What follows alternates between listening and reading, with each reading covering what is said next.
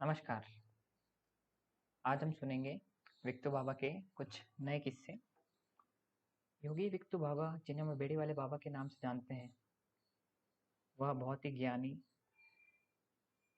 जन्म से ही थे। उनके अंदर जो अद्भुत शक्तियाँ थी वो जन्म से ही थी उनके पास। जैसे कुछ किस्से आपको भी पता होंगे। जन्म लेते ही 7 दिन तक कुछ भी खाए पिए बिना, अर्थात निराहार वो रहे थे। आगे फिर जीवन में उन्होंने एक बार 9 महीने 9 दिन तक उपवास भी किया था। केवल केवल सिर्फ पानी पिया था, पानी पीकर ही वो जिंदा रहे थे। और एक बार उन्होंने 18 महीने सिर्फ अनेकों प्रकार की सिर्फ सब्जियां ही खाई थी, सिर्फ सब्जियां ही खाकर रहे जीवित रहे थे वो। उन्होंने ऐसे कई किस्से हैं विक्टू बाबा के, कुछ तो आपको भी पता ही होंगे। उम्र के 14 साल से लेकर अंतिम क्षण यानी 55 साल तक बेड़ी वाले बाबा बेड़ियों के बंधन में ही रहे। धूप में, ग्रीष्म काल में कड़ी धूप में, वर्षा काल में बाहर बारिश में, ठंड में, हर मौसम में विक्टू बाबा बिना सहारे के खुले आसमान के नीचे बिना छत के रहे। किसी भी ऋतु का उन पर कोई दुष्प्रभाव नहीं पड़ा। हम रहे तो हम बीमार पड़ जाते हैं। तो ये सब घटनाएं बाबा को क्या बनाती है? यह सब घटनाएं उनको जन्मजात से ही योगी बनाती है। ये खुद प्रमाण है। ये मैं नहीं कह रहा हूँ, ये जो लोगों के अनुभव हैं, लोगों ने बताए हैं, लोगों ने खुद ने शेयर किए हैं उनके एक्सपीरियंसेस। एक दो किस्से और बताता हूँ आपको। आज बहुत सारे अच्छे अच्छे किस्से बताता हूँ मैं आपको। एक बार की बात है, बाबा जब बैठे थे, ध्यान कर रहे थे, ऐसे ही बैठे थे पेड़ के नीचे, बहुत सारी मधुमक्खी आकर उनको घेर लिया, मधुमक्खियों ने घेर लिया। बाबा ने सिर्फ ये शब्द कहे, अरे चलो रे उधर जाके खेलो। ऐसा कहकर ही जो मधुमक्खियां उनके आसपास मंडरा रही थी वह दूसरे स्थान पर उड़कर चली गई। एक दूसरा किस्सा भी है। एक बार किसी भक्त के शरीर में किसी सांप ने काट लिया था, तो उसको विक्टू बाबा के पास लेकर आए उसके परिजन। बाबा ने सिर्फ ये कहा, चल उतर रे जल्दी। क्या कहा? चल उतर रे जल्दी। इतना कह के ही वो जहर उसके शरीर से उतर जाता है। आजकल के ज़माने में हमको यकीन नहीं आएगा, लेकिन ऐसा होता था और ऐसा आज भी होता है। हमें नहीं पता वैसी जगह कहाँ है, लेकिन आज भी ऐसा होता है। करते हैं बहुत सारे लोग, उनको पता है सब, करने के तरीके भी उनको पता है। एक और किस्सा बताता हूँ। जैसे बाबा तो जंगलों में रहते थे, आसपास जंगली जानवर, शेर, भालू, सांप, खुंखार जानवर रहते थे।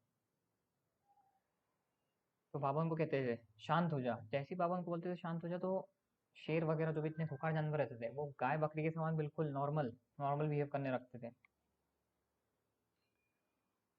और कभी कभार तो एक और किस्सा मैं आपको बताता हूँ। कभी कभार ऐसा आंधी बारिश, तेज बारिश हो रही है, तूफान आ रहा है, तो बाबा क्या कहते थे, अरे रुक।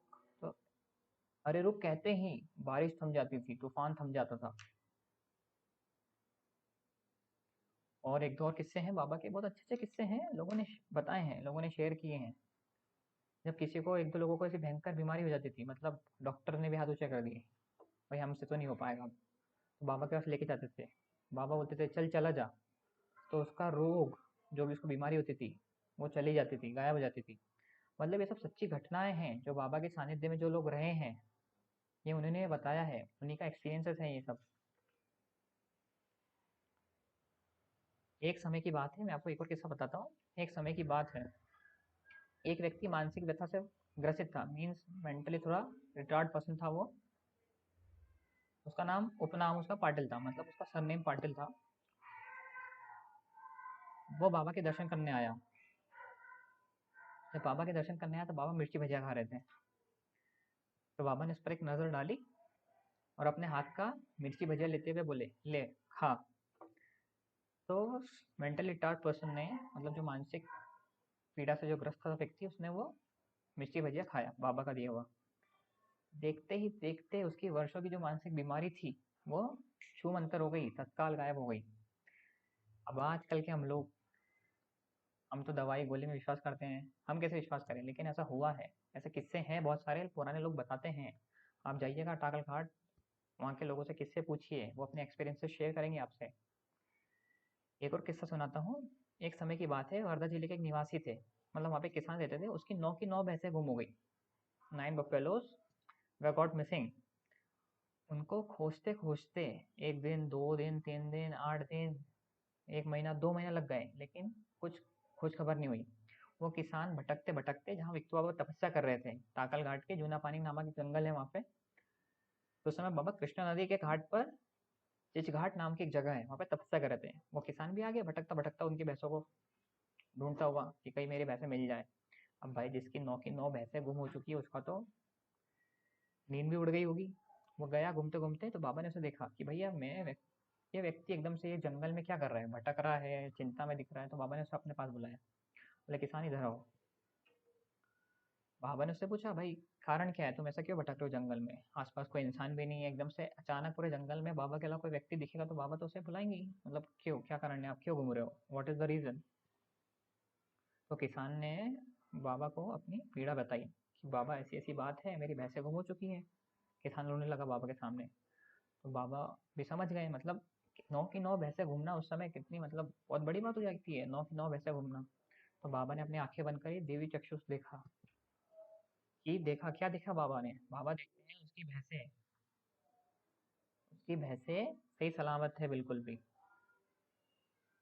और बाबा उसको बोलते हैं बेट कि भैया आपकी मतलब अरे भले आदमी, तुम्हारी भैंसें तो बिल्कुल ठीक हैं, सही सलामत है। उत्तर की ओर 4 किलोमीटर दूर टेमरी नमक गांव है, वहां चले जाओ।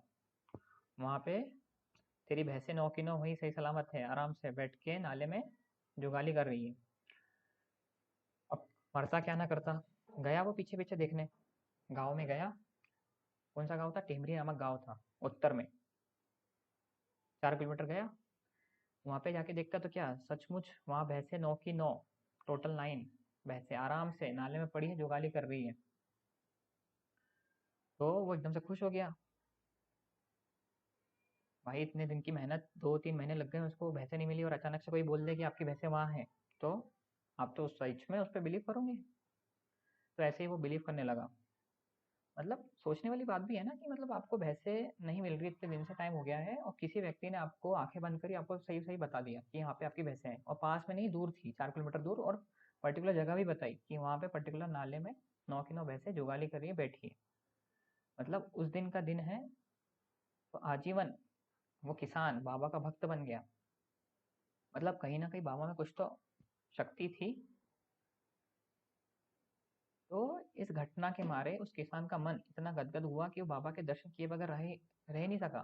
वो तत्काल वो गांव से उसने अपने भैंसे जल्दी से पानी से निकाली, और भैंसों को लेकर ही चला गया बाबा के दर्शन करने। उसने श्रद्धा से बाबा का नमन किया, हे प्रभु धन्यवाद आपका, कि आपकी वजह से आज जो मैं इतना चिंता में था, आपने मेरी चिंता दूर कर दी। और उस दिन के बाद से वो किसान बाबा का आजीवन उपासक बन गया। तो ये थी बाबा के अलौकिक गुण के किस्से। आगे भी आपसे शेयर करता रहूँगा। तब तक के लिए धन्यवाद।